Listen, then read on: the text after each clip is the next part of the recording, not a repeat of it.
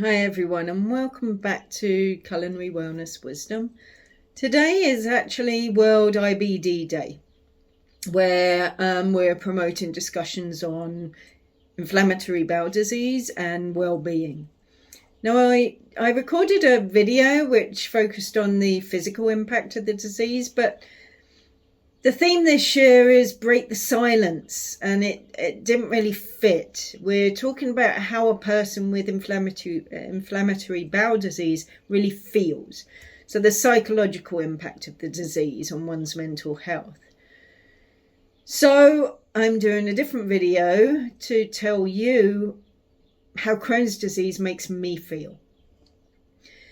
And to do that, I thought I would take you through some points in my life, some real life scenarios that really show the impact that this disease has had on me. So I'm going to go back to when I was 16 years old. I've only just been diagnosed with Crohn's disease, so it's all new. It's nobody's heard of it. So I'm confused, I'm anxious, and I really need some reassurance. So I'm sitting in the office of my new consultant, who talks down to me, who doesn't listen to what I had to say, and he just talks over me and my mother, and tells us all about how his sister has dealt with Crohn's disease and how it burnt itself out within 5 years. He didn't listen to me. He didn't pay any attention to what I was saying. The guy was a male chauvinist. My mother actually brought my father along one time, and he was completely different. But with me and my mum, he'd spoke down to us, and I felt no reassurance through him at a time when I really needed it. I ended up going through a few consultations with him, but as soon as the symptoms had eased enough for me not to see him anymore, I stopped going. I took myself off of the drugs and I dealt with the symptoms as best as I could.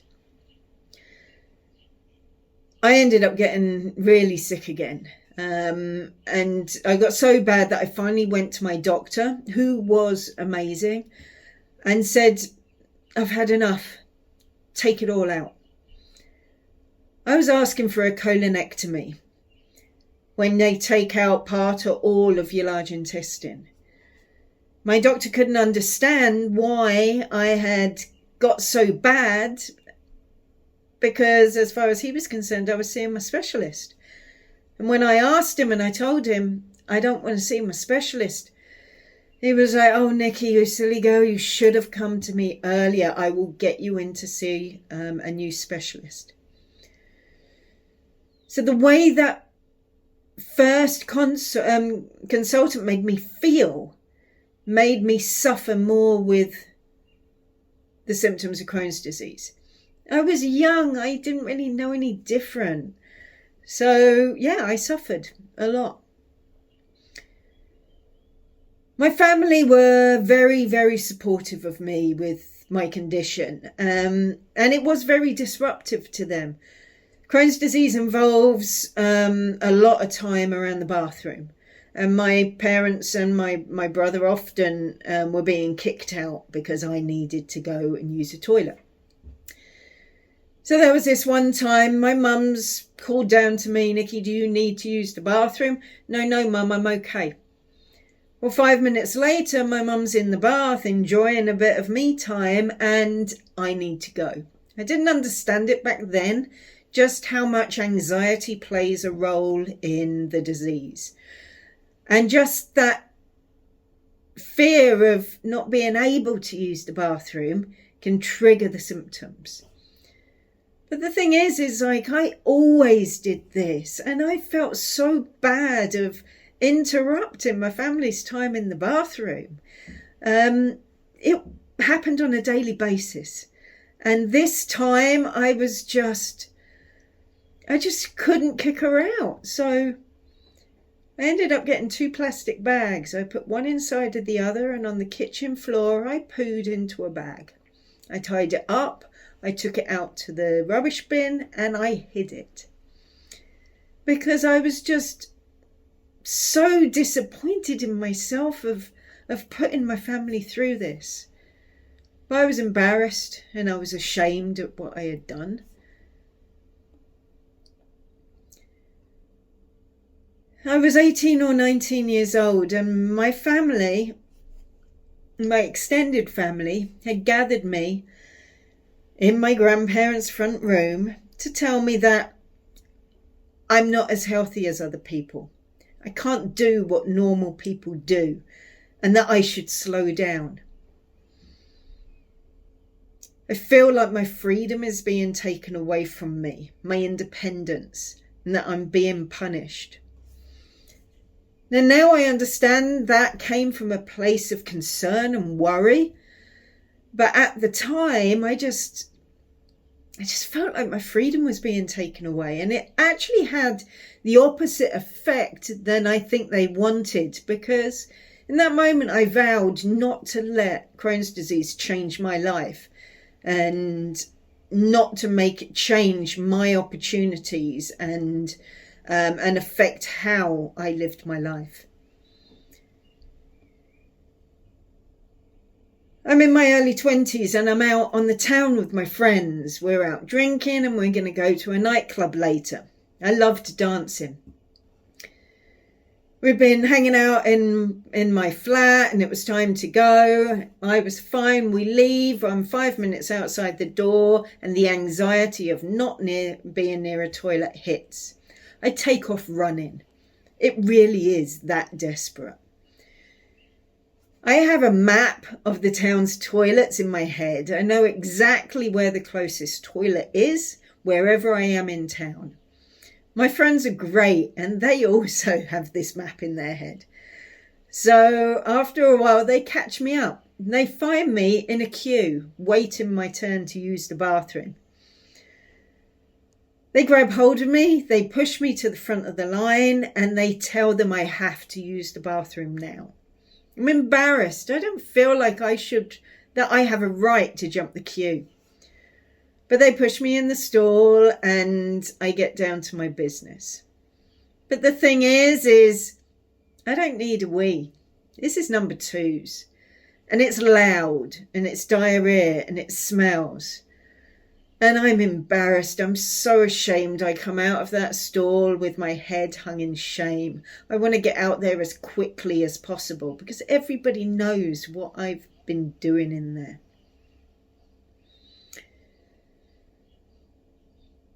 I'm 37 years old. I've had major surgery 6 months ago and it hasn't worked. I wanted to avoid long-term medication, but I have no choice now, so I'm put onto immune system suppressants. I'm signed off work. I'm so sick I can barely leave the house. And it suddenly starts really dawning on me that my life expectancy is decreasing because of Crohn's disease. The drugs that I'm on have really bad side effects. I'm at a much higher risk of contracting other illnesses and other conditions. I'm in a really great career. I'm doing really well. I'm in IT corporate management. I'm a career girl. It's what I live for. I live to work. But I've reached a point in my life where I can't do it anymore. I'm ready for promotion and I'm sitting in meetings doubled over in pain. I can't do my job. And that was a really difficult time, admitting that I couldn't do something. That was really, really difficult for me, and I felt like a failure. I felt so disappointed in myself. I really wasn't very sympathetic to myself. It's like I expected so much, and I felt like I could achieve so little. About 6 years ago, I'm really sick. I can feel everything I eat. Like literally everything I put in my mouth, I can feel its painful way through my body. I have terrible diarrhea. I'm going to the toilet about 20 times a day. It is so sore. Pain is unbearable. I'm curled up in a ball on the sofa. Decide to stop eating just to try and get some relief, just to try and stop the pain for a short period of time. I'm exhausted. I've had enough of the pain. What happens if I just end it all? I've only ever considered suicide once, and it was then.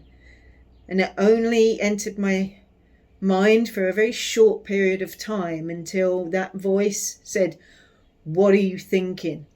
No, we are not going down that road. You need to figure out what you can do there." It's when I really committed to my culinary wellness path and really invested in my changes in my diet and my lifestyle. And it was that decision that really put me on the path to recovery.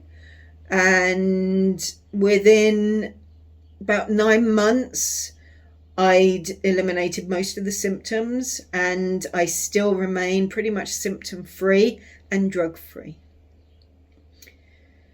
Now, what I find is, especially here in the industrialized world, we learn from a young age not to talk about toilet time. It's dirty, it's embarrassing, it's private, it's not something that we share. Girls don't pass gas, but it's funny if boys do.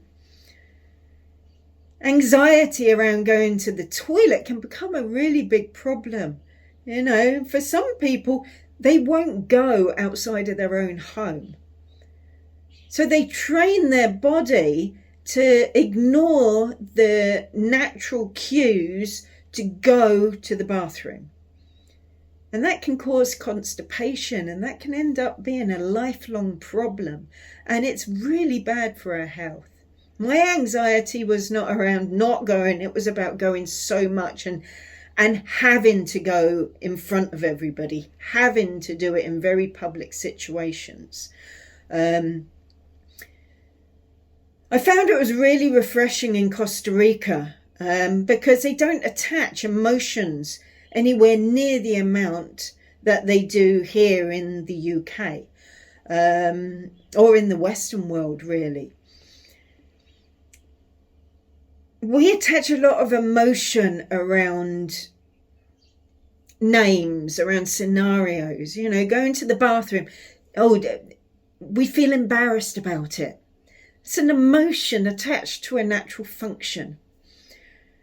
We attach emotion to physical attributes. I can remember I was in Ethiopia on an adventure holiday, and I got close with one of the drivers. I remember him sitting next to me. This was during I was in remission, and I'd put on a lot of weight. And he tapped my leg and said, "Oh, big thighs, big thighs." I was embarrassed.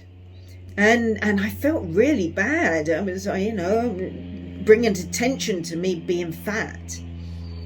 He wasn't. He admired it. It was something that he found attractive. In Costa Rica, I was known as flaquita. I'd walk down the street and they'd be, "Hey, flaquita, ¿cómo está?" "Hey, skinny girl, how are you?" It was descriptive. It would be, "Hey, baldi, hey, pelón, hey, chino, hey, gordita. Hey, bald person. Hey, Chinese guy. Hey, little fat girl." But no emotion, no discrimination was attached to any of this. It was purely descriptive. And that I found with going to the toilet as well. I remember my boyfriend at the time, he couldn't understand why I didn't want to go to the toilet at somebody else's house, why I would try and hold it off, causing me pain. He would be like, "You hurt, right? going to the toilet will help you, right?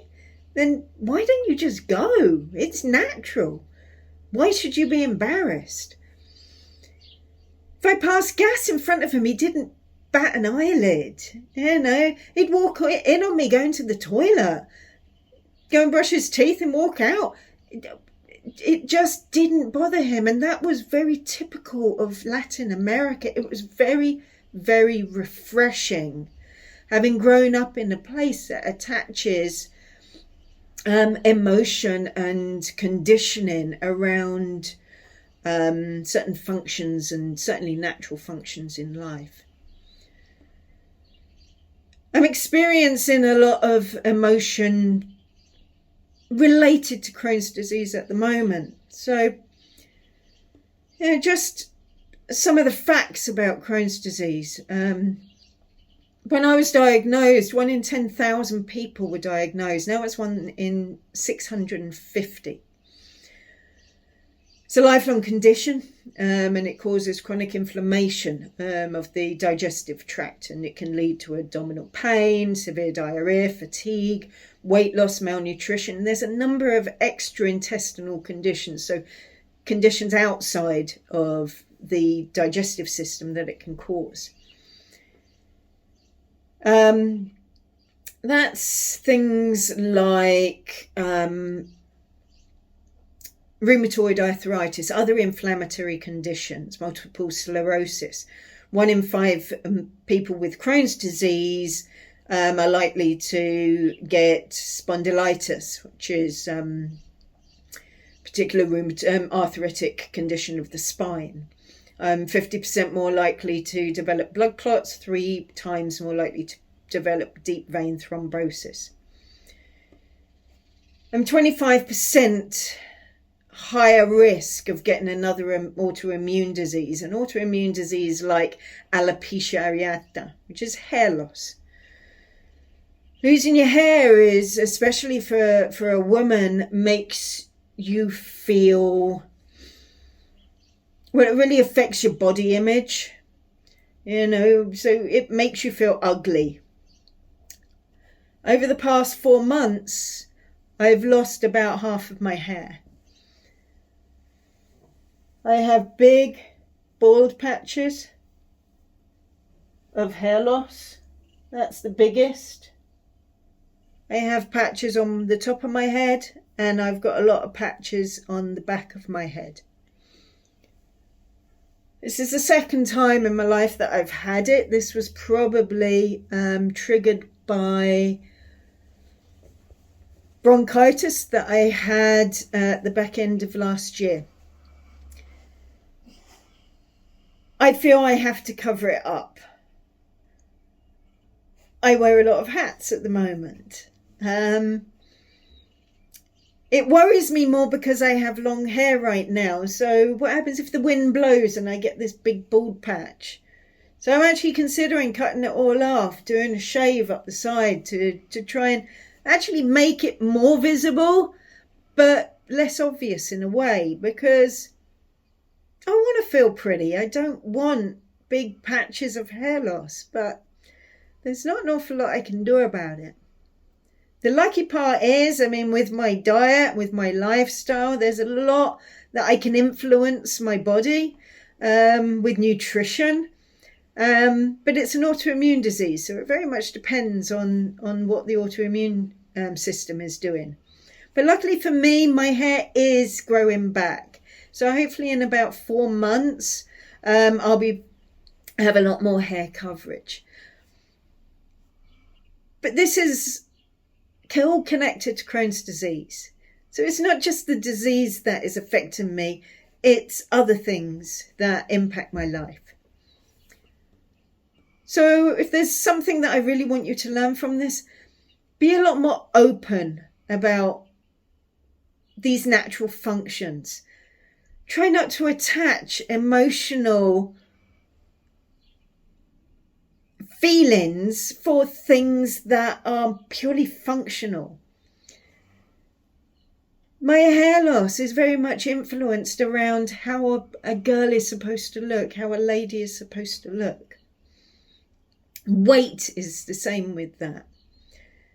Anxiety around going to the toilet because you feel embarrassed by it, because you feel it's a function that you can't do in front of other people. So try and be more open in the way that you communicate about these things, and don't put them in a box that needs to be hidden away. So today is World IBD Day, and I hope that me sharing some of my stories help you understand what people with these conditions go through. Thank you for listening.